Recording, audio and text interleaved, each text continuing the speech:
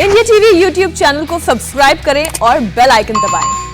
और स्वामी रामदेव को आप सुन रहे थे। इस वक्त मेरे सहयोगी अतुल सिंह हमारे साथ जुड़ चुके हैं।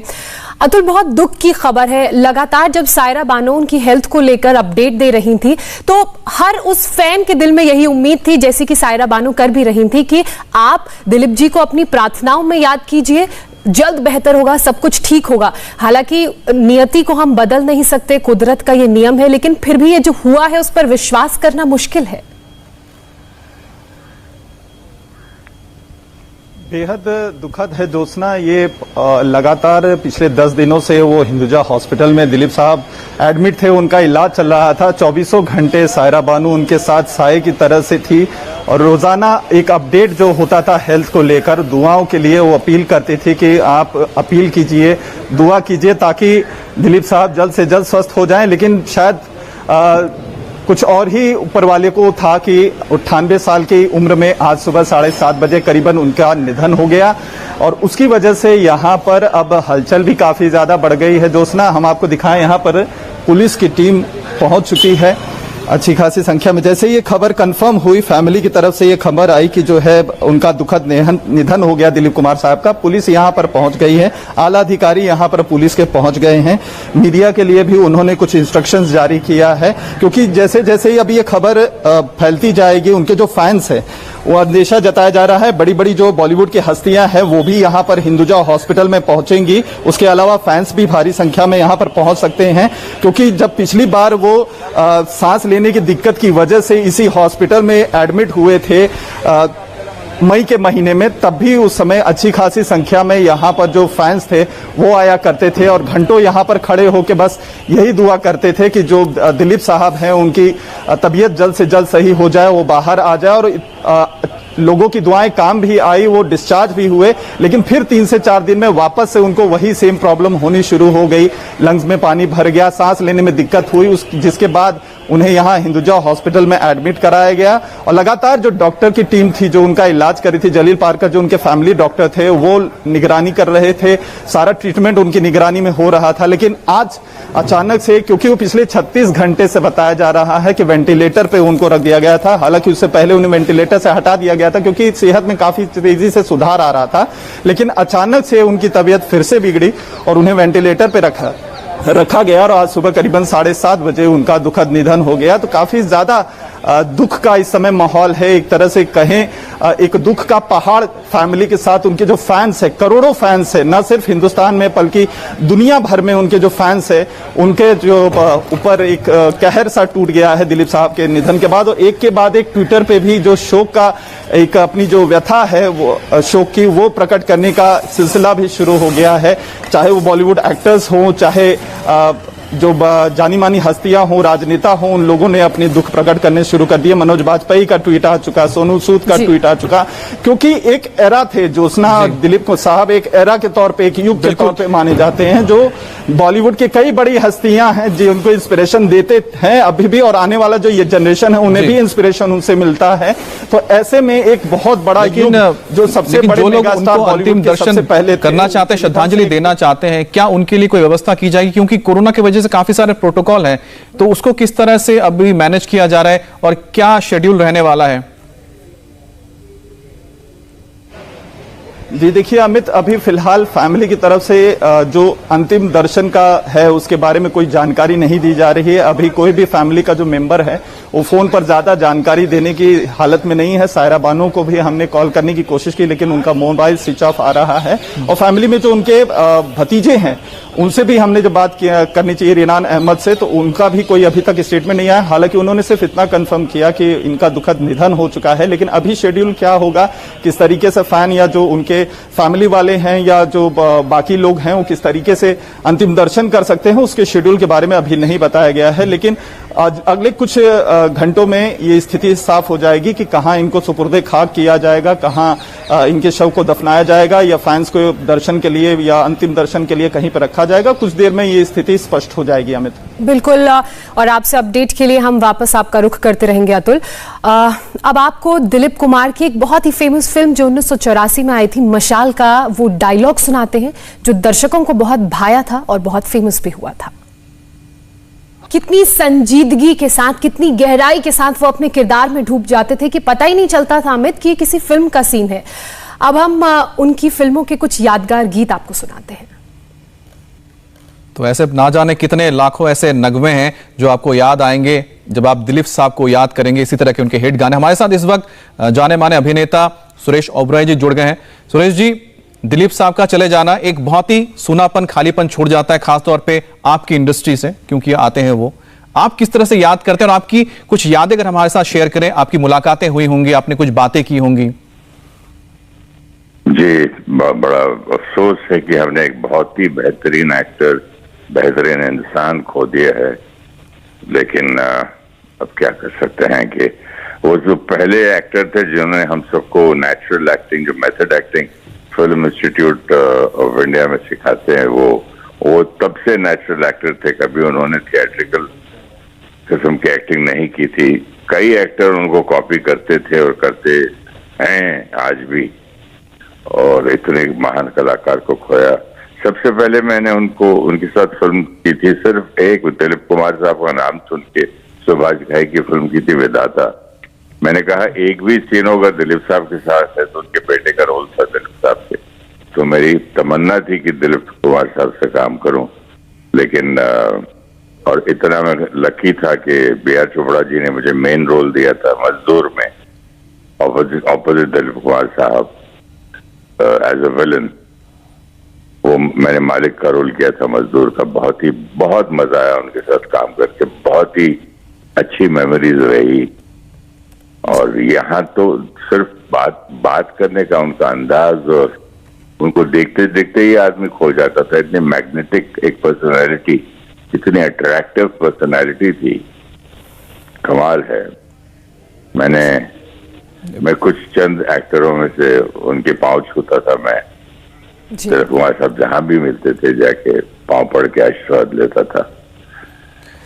बिल्कुल सुरेश जी, बहुत ही मीठी और प्यारी यादें हैं आपकी दिलीप जी के साथ। इस वक्त हमारे साथ जावेद अख्तर साहब जुड़ चुके हैं। जावेद जी, दिलीप जी के चले जाने से एक शून्य महसूस होता है अब फिल्म इंडस्ट्री में।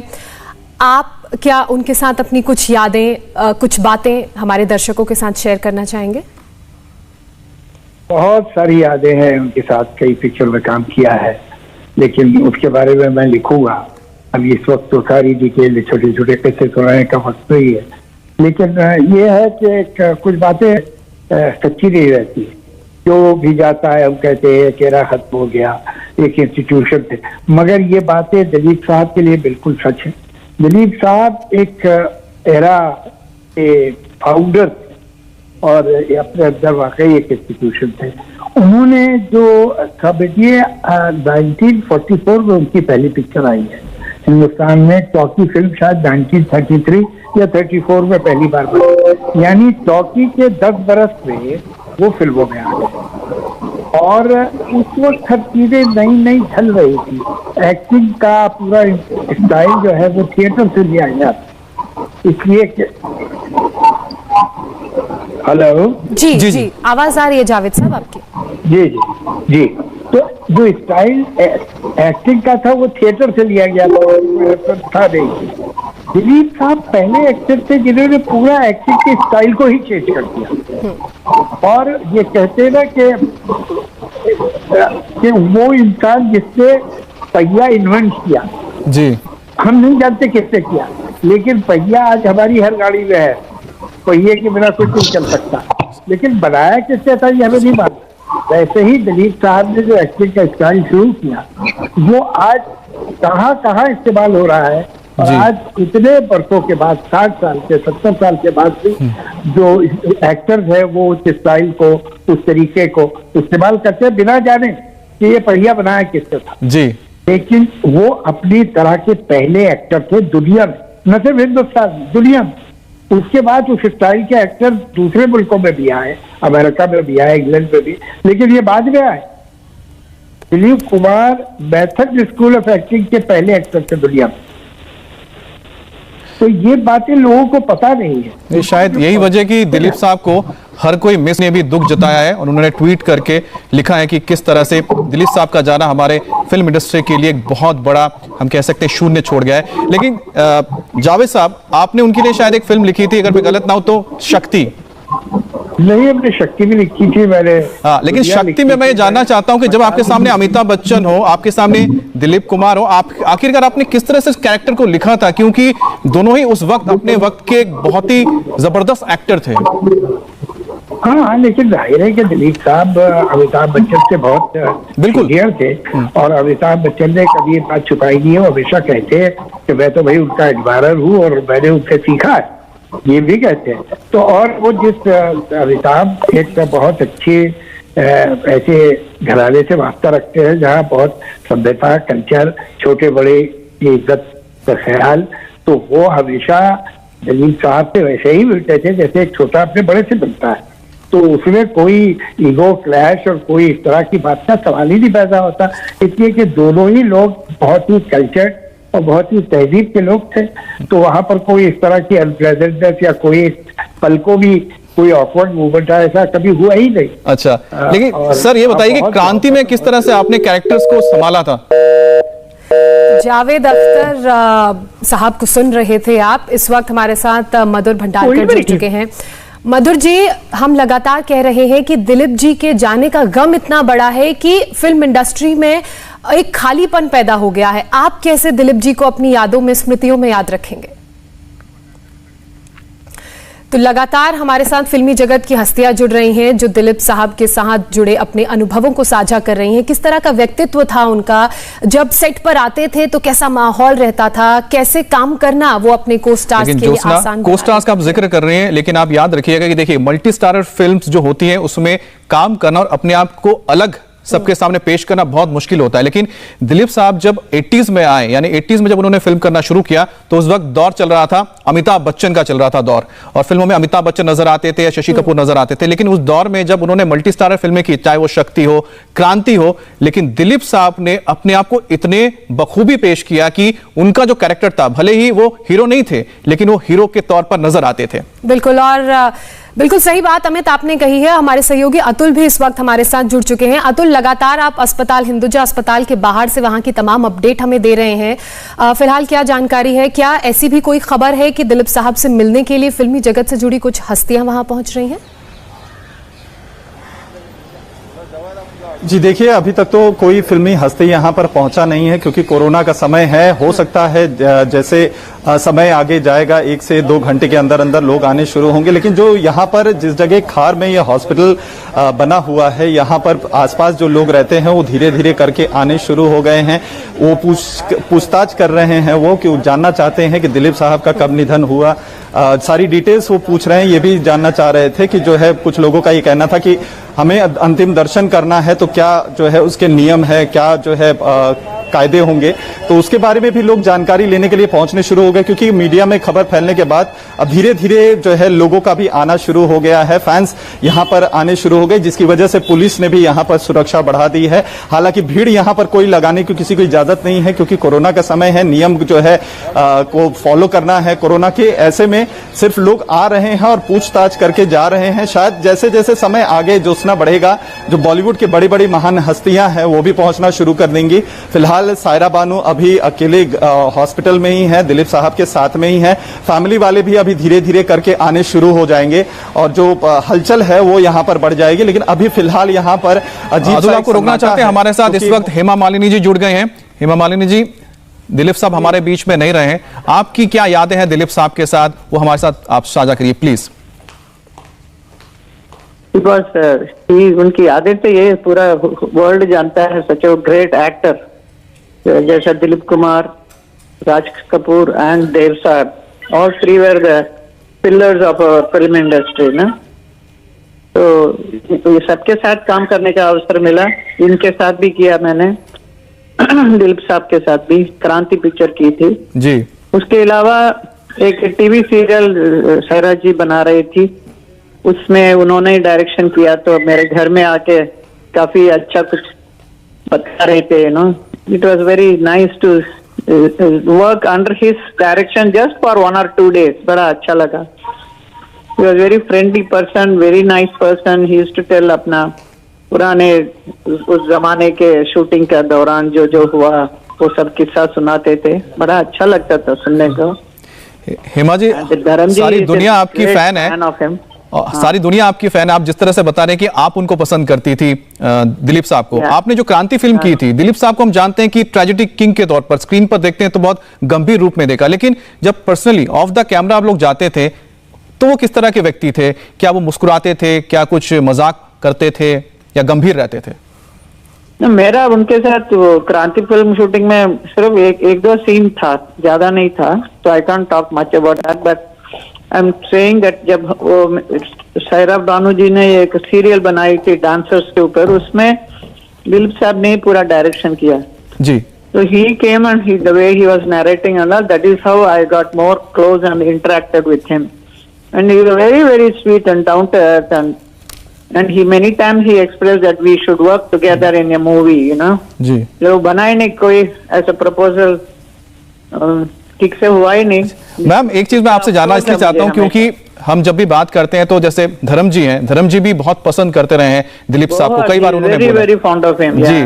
तो आप लोगों के बीच अगर कभी बातचीत होती थी, दिलीप साहब को कोई फिल्म आप लोगों ने देख लिया, आपने और धर्म जी ने, तो किस तरह की बातें करते हैं धर्म जी जब दिलीप जी के बारे में बात करते हैं? तो धर्म जी तो उनको पूरा absolutely hero for him.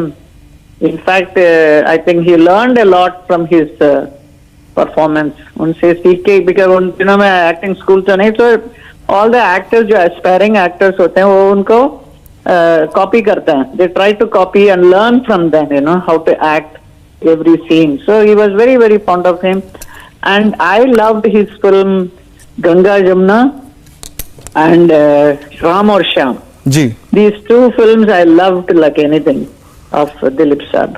Hema ji, हम जब भी किसी कलाकार के काम को देखते हैं या उनकी पूरी एक जर्नी को देखते हैं, क्योंकि आप खुद कलाकार हैं, आप खुद अभिनेत्री हैं, लगातार काम करते रहना कितना महत्वपूर्ण होता है और उस काम के साथ साथ अपनी एक छवि को बनाए रखना। जब आप दिलीप जी को याद करती हैं या उनके इस पूरे करियर ग्राफ को देखती हैं, आप किस तरीके से देखती हैं?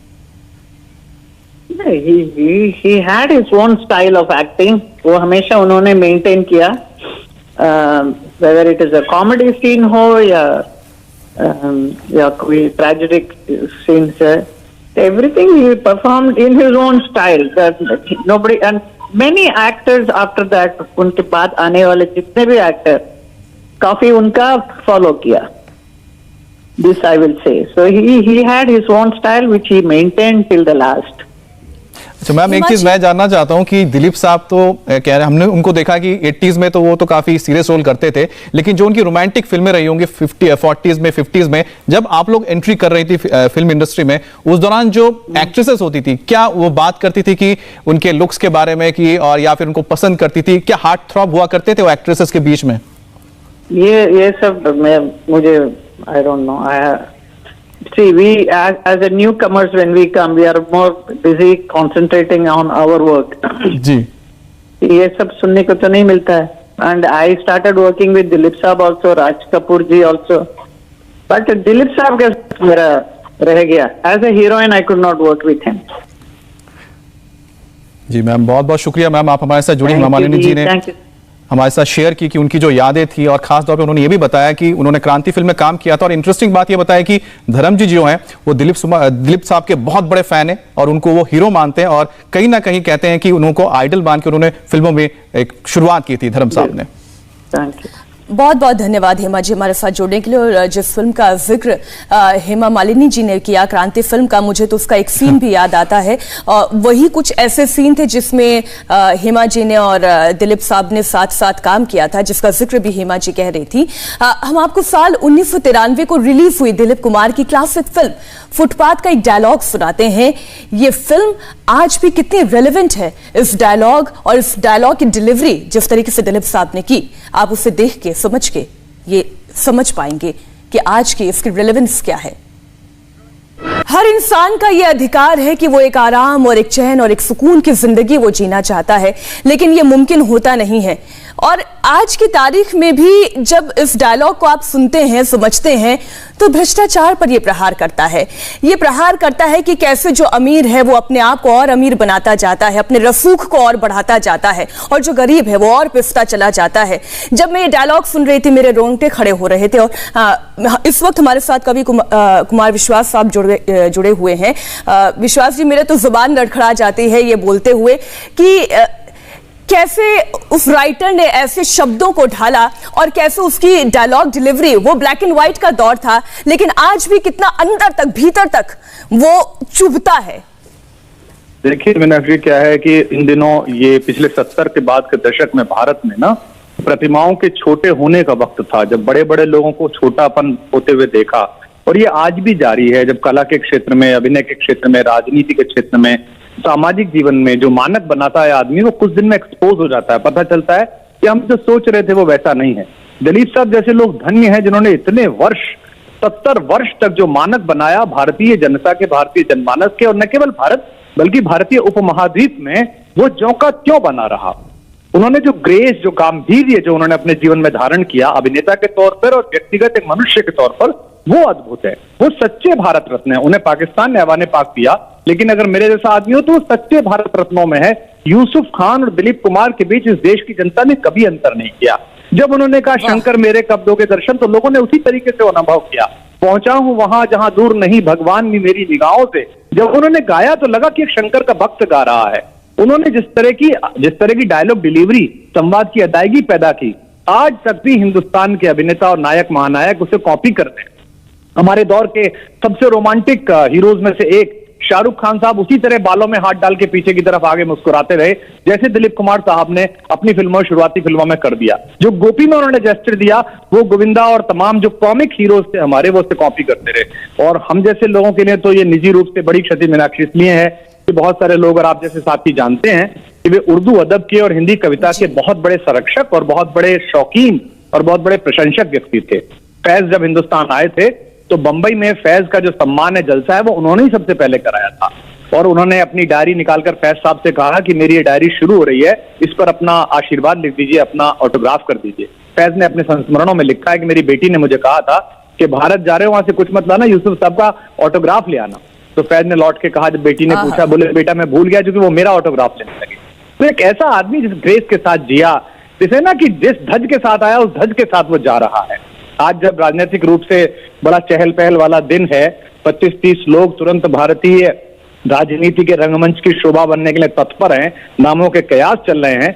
ऐसे समय में आप सुबह सुबह सोशल मीडिया खोलिए, लोगों से बात करिए, जनता को देखिए, तो जनता के मन में एक बड़ा आदर भरा हुआ आदरांजलि का भाव है उस नायक के लिए, जिसने भारत को इतने प्रकार के सपने दिए, इतने प्रकार के किरदार दिए, डायलॉग दिए, गाने दिए, वचन दिए, और एक बड़ी गंभीरता भरी जिंदगी बिताकर उसने भारत से विदा ली। आपने बिल्कुल अपने लफ्जों में दिलीप साहब की जिंदगी, उनके कैरेक्टर, उनके स्ट्रेचर को ऐसे समेटा है कि अब मेरे पास कोई शायद सवाल ही बाकी नहीं रहा। कुमार विश्वास जी, बहुत बहुत शुक्रिया हमारे साथ जुड़ने के लिए। एक छोटे से ब्रेक के लिए हम यहाँ पर रुक रहे हैं, और आज लगातार हम दिलीप साहब की वो शानदार फिल्में, वो शानदार डायलॉग, उनसे जुड़े हुए जो लोग रहे, उनकी यादें, वो संस्मरण, सब एक एक कर आपके सामने रखते चलेंगे। एक छोटे से ब्रेक के बाद फौरन हाजिर हो रहे हैं।